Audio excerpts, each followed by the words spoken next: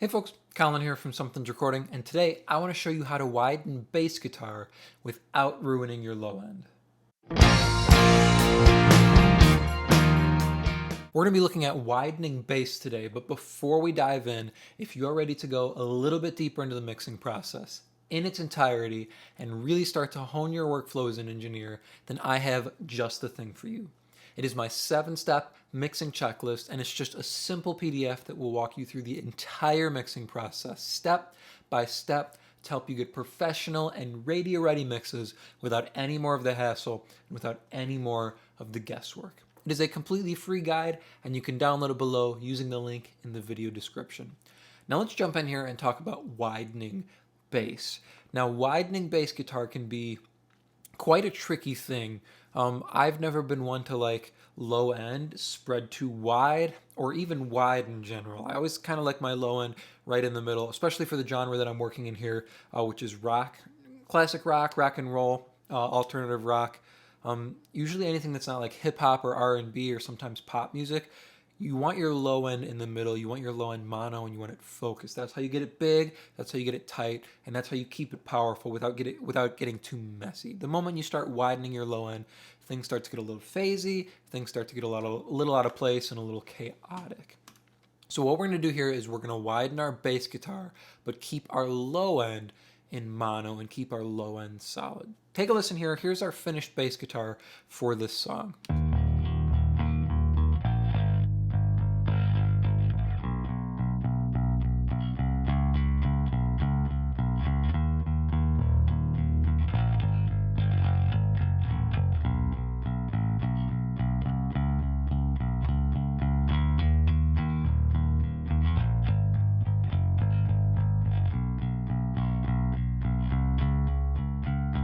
So you can hear our bass guitar is big, it's mean, it has a lot of great low end power to it.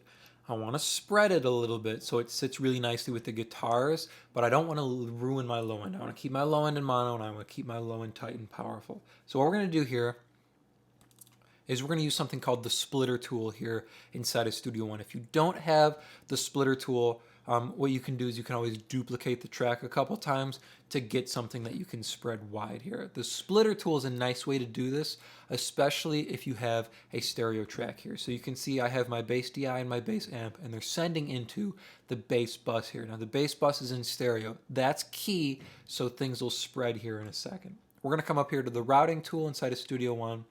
You can see the plugins that we're already routing here. Those are the 3 that are on our bus.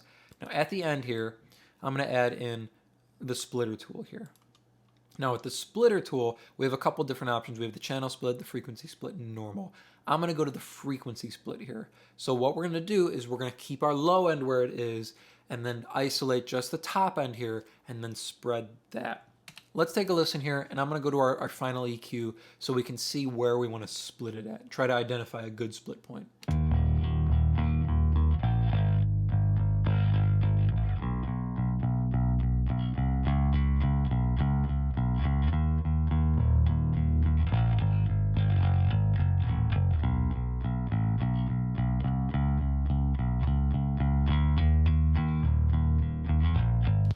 Right here around 350, where are we at? 364, it looks good to me. That keeps our low end where it is, keeps our low mids where they are, but it allows us to spread the mid range and the top end here. That's what I want. I want to keep the low mids mono, and I want to keep the bottom end mono, but everything above that, I want to spread it just a little bit here and help it sit really, really nicely with our guitar. So we're going to flip back here. What were we at? 364. So that's our frequency point here.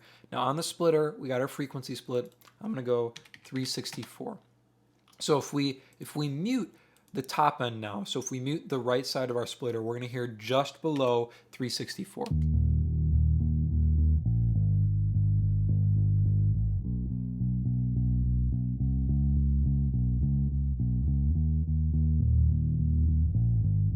So that's our low end and our low mid area. That stuff I want to keep in the middle. That stuff I want to keep tight and powerful right in the center.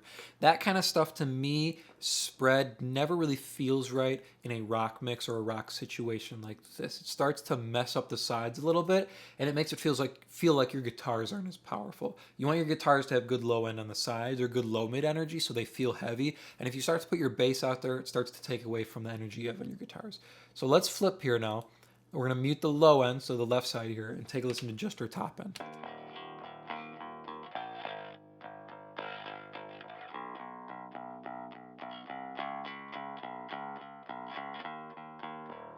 That feels good to me frequency-wise. That's what I want to spread. That'll sound good mixing in on the sides with our electric guitars. So to spread it, I think I want to use the chorus plugin here. So I'm going to pull this in. We're going to take a listen here. This is still just above 364. Let me hit play and see if we can tweak this to sit right.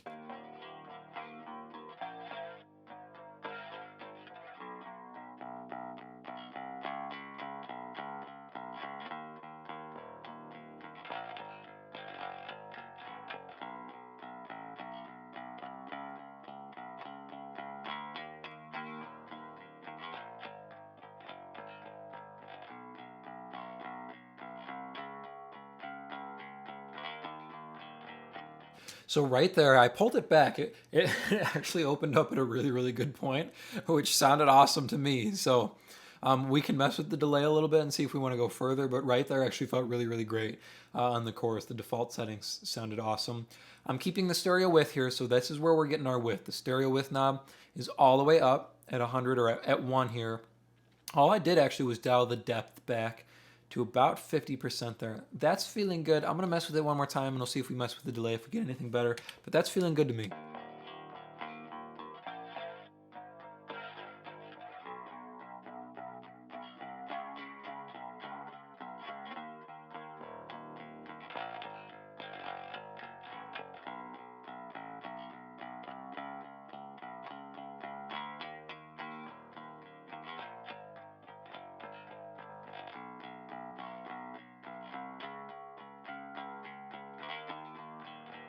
So I messed with the delay a little bit. That started to feel a little bit strange to me the further up I went with it. But right here, I pushed the depth knob up a little bit further to, we're at 60% now.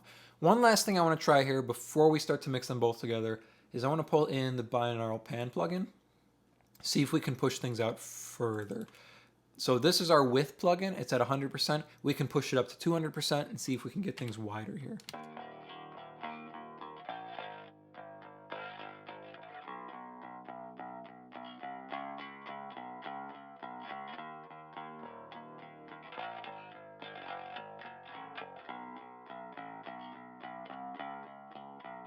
That's at 200% there. That starts to feel a little bit strange, a little bit phasey to me.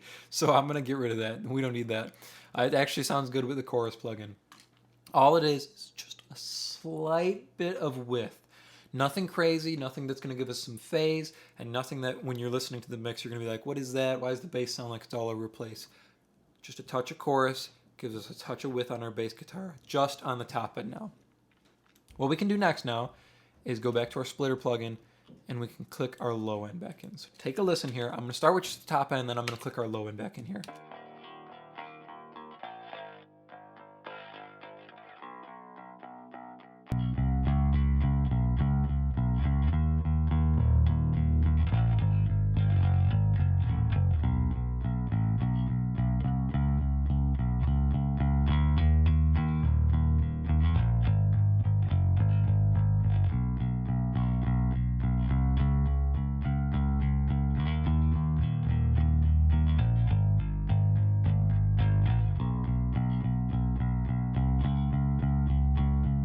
I actually dialed it back down to 49% here. At 60, it started to feel like two different instruments to me, like there was two different bass guitars going. I didn't like that. Dialing it back just a bit there so it sits better with the low end there. That helps our top end and our low end still feel like they're one instrument. Next thing I want to make sure is that it works with our electric guitars here. So throwing our electric guitars back in, let's take a listen to our bass and electric guitars now.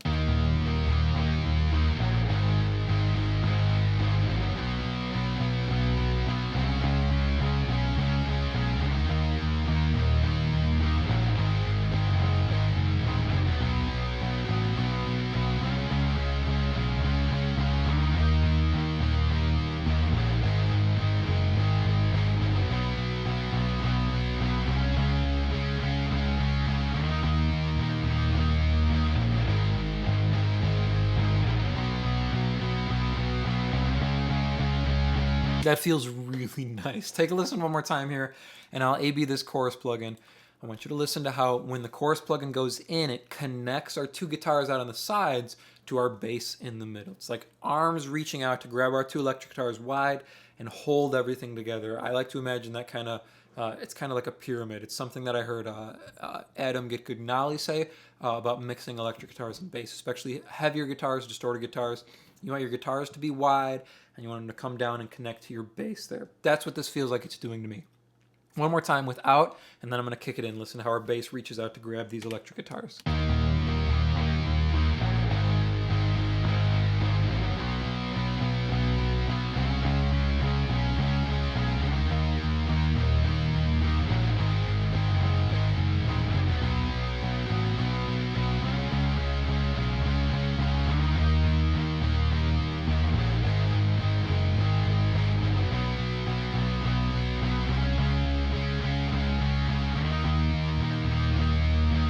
That's all we need to give our bass some width and help it grab onto our electric guitars that are spread wide and give them a better connection. All we're doing here, using our splitter plugin, using the frequency split, so we're splitting it into two frequencies. We got everything below 364 and everything above 364. This way we're keeping our low end in mono, and we can put just a touch of chorus on our top end to help spread it wide. Like I said, reach out and grab our wide electric guitars and hold everything together like a unit. I hope that was helpful for you. As I mentioned at the beginning of the video, if you are ready to level up your mixes and really start dialing in your workflows in Engineer, then I have just the tool for you, and it is completely free. It is my 7-step mixing checklist, and you can download it below to start creating more professional mixes in less time. Thank you so much for watching, and I will see you in the next video.